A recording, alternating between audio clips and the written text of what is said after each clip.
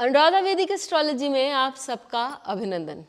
चलिए आज बात करते हैं 9th हाउस D10 के 9th हाउस पर।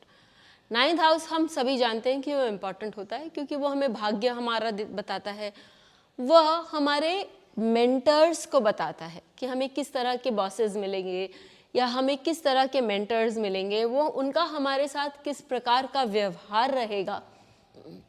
और मेंटर्स हमारे लिए इम्पॉर्टेंट है, हमारे गुरु हमारे टीचर्स हमारे लिए इम्पॉर्टेंट है क्योंकि उनके मार्गदर्शन में ही हम आगे बढ़ सकते हैं, अपने जीवन को सफल कर सकते हैं। और ये हमारा लक भी बताता है कि हमारा 9th हाउस जो है वो हमारे, यदि उसमें कोई अच्छा प्लैनेट बैठ जाए तो वो हमें धनी बना देता है, वो हमें जीवन में ख्याति दिला देता है, हमें लाइफ में बहुत अच्छे मार्ग पर ले चलता है। और 9th हाउस जब हम D10 की बात करते हैं तो एक स्पेशल सिग्निफिकेंस भी रखता है, इस पर भी बात करेंगे।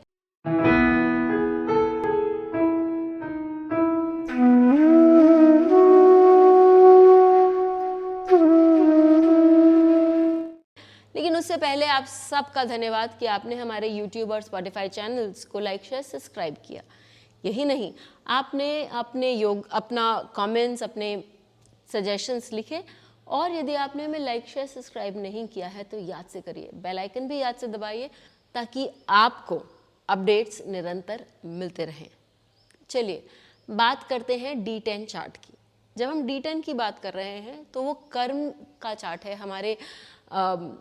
हमारा जो संपूर्ण कर्म है वो हम D10 से देखते हैं, लेकिन D10 के दशम भाव से जो हम अपने प्रोफेशन में जो काम कर रहे हैं वो देखते हैं। आज के दिन में मैं हमेशा बोलती हूँ कि हमारा D10 चार्ट कहीं हमारे D9 या और बाकी चार्ट से ज़्यादा इम्पोर्टेंस ले रहा है, क्योंकि D10 चार्ट हमारे प्रोफेशन को भी बताता है और हमारा प्रोफेशन आजकल सीमलेस है, टाइमलेस होता जा रहा है डिफरेंट टाइम जोन्स के साथ।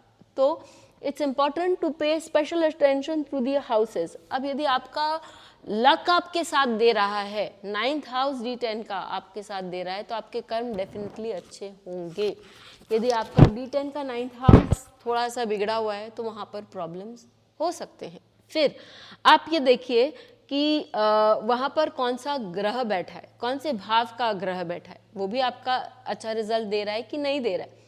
D10 का जो 9th हाउस है वो एज आई सेड आपको बॉसेस के बारे में या आपके मेंटर्स, आपके कोचेस, आपके टीचर्स, उनके बारे में बता रहा है, क्योंकि उनके सिखाए हुए पथ पर यदि हम चलते हैं तो हमें किस प्रकार का आगे जाके रिजल्ट्स मिलता है, वो बहुत हद तक हमारे लाइफ को गवर्न करता है।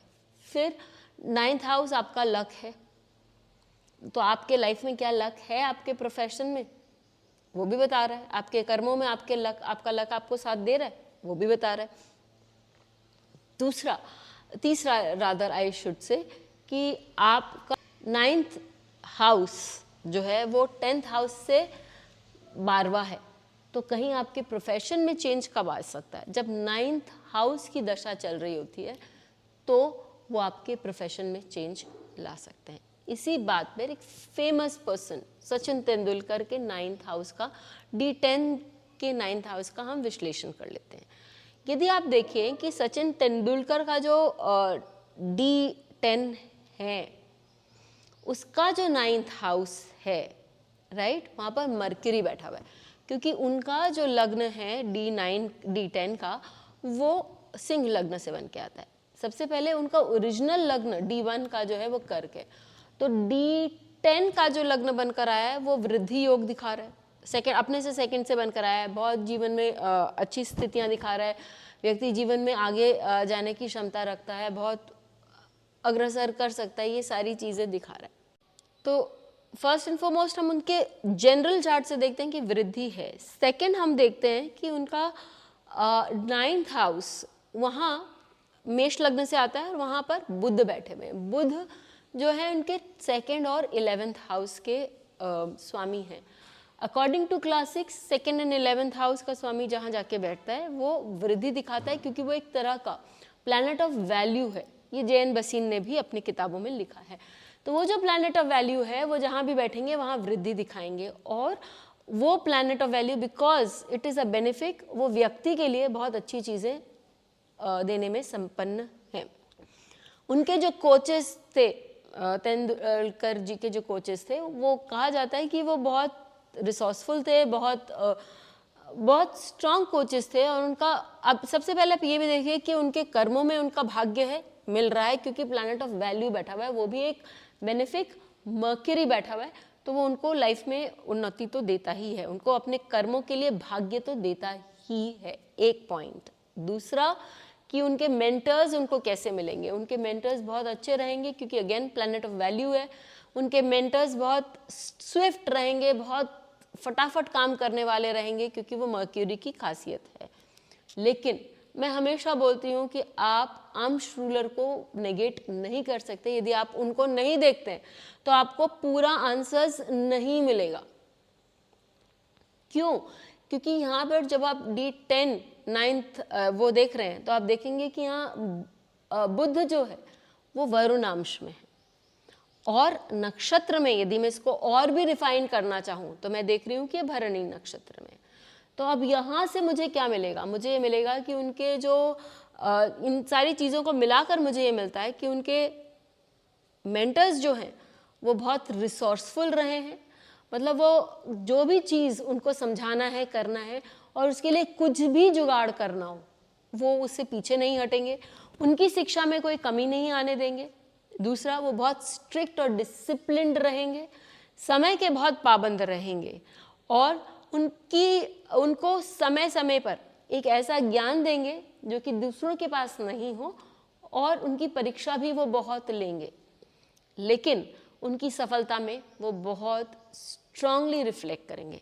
ये मैं नहीं कह रही हूँ, यदि आप तेंदुलकर जी के, उनके कोचेस के बारे में थोड़ी सी भी रिसर्च करेंगे तो आपको ये सारी चीज़ सटीक दिखाई देगी। ये हमें वरुणांश और नक्षत्र, भरणी नक्षत्र से साफ साफ नजर आता है। तो डिविजनल चार्ट्स में, I repeat, there is a very strong impression of arms rulers और नक्षत्र, उसको आप जरूर अप्लाई करिए। आप भी देखिए कि आपके D9 चार्ट में, D10 चार्ट में सॉरी, 9th हाउस में कौन सा ग्रह बैठा हुआ है, कौन से आर्म्स रूलर में बैठा हुआ है, कौन से नक्षत्र में बैठा हुआ है, और वो आपको क्या कहानी बताना चाह रहे हैं, आपके लक इन योर प्रोफेशन, आपके मेंटर्स के बारे में। फिर मिलेंगे, तब तक के लिए धन्यवाद। बेल आइकन को दबाएं ताकि आपको वीडियोस की अपडेट मिलती रहे। हमारे वीडियोस को लाइक करें, शेयर करें, उन पर कमेंट करें, और हमारे चैनल को सब्सक्राइब करना न भूलें।